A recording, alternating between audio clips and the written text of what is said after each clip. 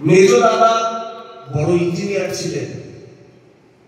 উনিও সমাজে প্রতিষ্ঠিত হওয়ার জন্য একই সঙ্গে শিবপুর ইঞ্জিনিয়ারিং কলেজে এবং কলকাতা মেডিকেল কলেজে দুখানা এন্ট্রান্স পরীক্ষা দিয়েছিলেন। দুটো পরীক্ষাতেই উনি পাস করেছিলেন, কিন্তু মেডিকেল কলেজের রেজাল্ট সর্বাগ্রে প্রকাশিত হওয়ায় উনি ডাক্তারি লাইনে ভর্তি হয়ে যান। মেডিকেল কলেজে পাঠরত অবস্থায় মেডিকেল কলেজের ওনাদের যে হেড অফ দ্য ডিপার্টমেন্ট ছিলেন তার সাথে তার বনিবনা হয় না, যার ফলে এমবিবিএস ডিগ্রি বিধান রায়কে দেওয়া হয়নি, মানে ওনাকে ফেল করিয়ে দেওয়া হয়েছিল। তারপরে উনি এলএমএস ডিগ্রি অর্জন করেন।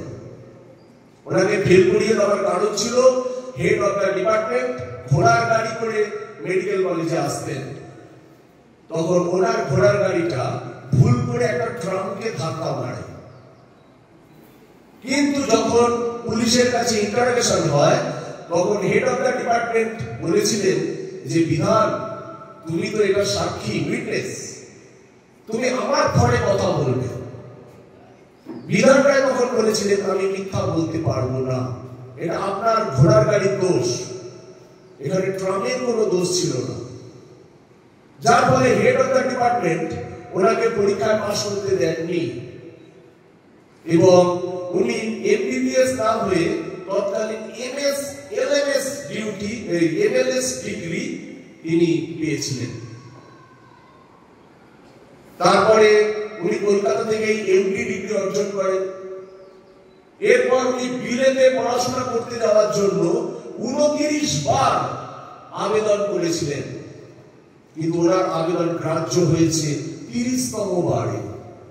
30তম প্রচেষ্টায় বিলেতে ডাক্তারি পড়ার জন্য উনি সফল হন এবং 2 বছর 3 মাসের মধ্যে তিনি এফআরসিএস এবং এমআরসিপি দুটো ডিগ্রি তিনি অর্জন করেন। দুটো পরীক্ষায় তিনি পাশ করেন এবং তারপর তিনি ভারতে ফিরে আসেন। ভারতে ফিরে আসার পরে উনি ডক্টর বিধান চন্দ্র রায় হিসেবে চারিদিকে তার সুনাম ধীরে ধীরে বাড়তে শুরু করলো, তার সুনাম ক্রমশ চারিদিকে ছড়িয়ে পড়তে শুরু করলো।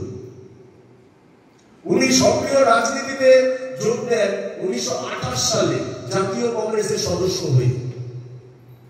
ভারতবর্ষের যখন আইন অমান্য আন্দোলন শুরু হয় তখন কলকাতার মেয়র তাকে করা হয়েছিল।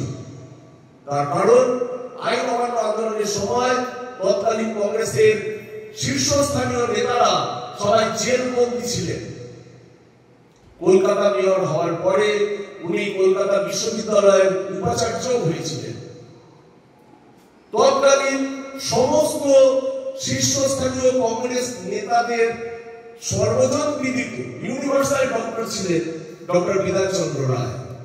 নেহেরু, গান্ধীজি, রবীন্দ্রনাথ টেগর, মতিলাল নেহেরু সবাই ডক্টর বিধান চন্দ্র রায়ের চিকিৎসায় সুস্থ এবং একটা ভরসা পেতেন। গান্ধীজি বলেছিলেন দেশের মধ্যে সবচেয়ে নিরাপদ হাত হচ্ছে বিধানের। এত বড় কমপ্লিমেন্ট বিধান চন্দ্র রায়কে গান্ধীজি দিয়েছিলেন। দেশ স্বাধীন হওয়ার পর, ভারতবর্ষের স্বাধীনতার পর পশ্চিমবঙ্গের প্রথম মুখ্যমন্ত্রী প্রফুল্ল চন্দ্র ঘোষ। তারপর বিধান চন্দ্র রায় হলেন পশ্চিমবঙ্গের দ্বিতীয় মুখ্যমন্ত্রী। উনি 14 বছর 158 দিন পশ্চিমবঙ্গের মুখ্যমন্ত্রী ছিলেন।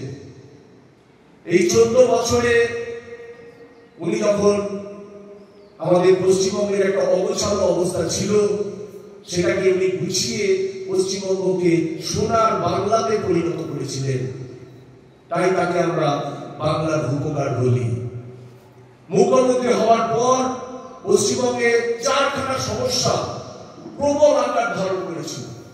সাম্প্রদায়িক দাঙ্গা, উদ্বাস্তু সমস্যা, বেকারত্ব, খাদ্যাভাব। 4টে বড় সমস্যাকে উনি দুর্দান্তভাবে সমাধান করেছিলেন এবং পশ্চিমবঙ্গটাকে ধীরে ধীরে গুছিয়ে দিয়েছিলেন। ওনার আমলেই আমাদের যাদবপুর টিবি হসপিটাল, আরজি কর হসপিটাল, কমলা নেহরু হসপিটাল, এইরকম অনেক হসপিটাল তৈরি হয়েছিল। ওনার আমলে হিন্দুস্তান মোটরস, দেশ মেডিকেল, এই সমস্ত যে শিল্প সংস্থান সেগুলো আমাদের পশ্চিমবঙ্গে হয়েছিল।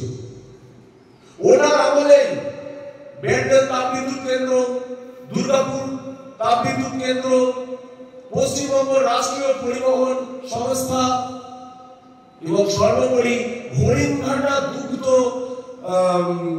শিল্প ওনার আমলেই প্রতিষ্ঠিত হয়েছিল। উনি আমাদের পশ্চিমবঙ্গের মধ্যে দুর্গাপুর, কল্যাণী, অশোকনগর, বিধাননগর, হাবড়া, সল্টলেক, এতগুলো শহরকে উনি প্রতিষ্ঠা করেছিলেন।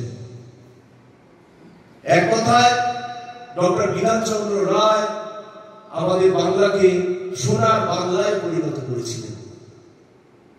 আর ওনার ডাক্তার হিসেবে ওনার পরিচিতি, এক একটা যা ঘটনা আছে সেগুলো দিয়ে একটা সিনেমা হয়ে যাবে। উনি মুখ্যমন্ত্রী থাকাকালীন সকাল 6টা থেকে রাত 10টা অবধি কাজ করতেন।